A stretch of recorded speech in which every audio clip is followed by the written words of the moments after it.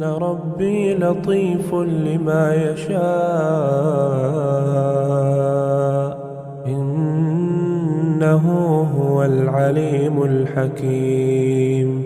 رب قد آتيتني من الملك وعلمتني من تأويل الأحاديث فاطر السماوات والأرض أنت وليي في الدنيا والآخرة توفني مسلما وألحقني بالصالحين.